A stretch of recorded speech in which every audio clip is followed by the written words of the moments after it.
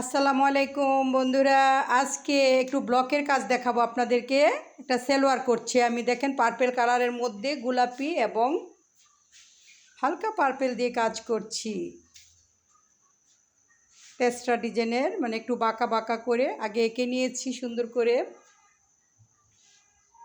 এঁকে তারপর কাজ করতে সহজ হয়। আর সালোয়ারটাও তৈরি করে নিয়েছিলাম, তৈরি বলতে খোলা রেখেছি, পুরো তৈরি করি নাই। এভাবে করলে রঙটা একটু কম লাগে।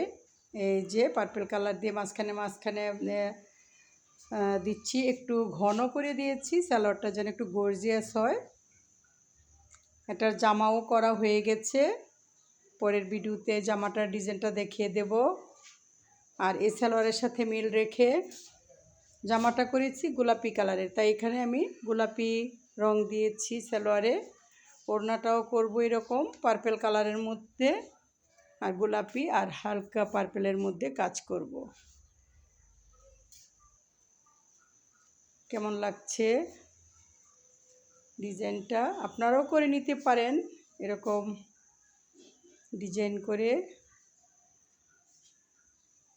আসলে এগুলো হচ্ছে নিজের মনের মতো করে কাজ করা, এক একজন এক এক ধরনের করে, করতে করতে পরে অবশ্য অনেক অভিজ্ঞ হয়ে যায়।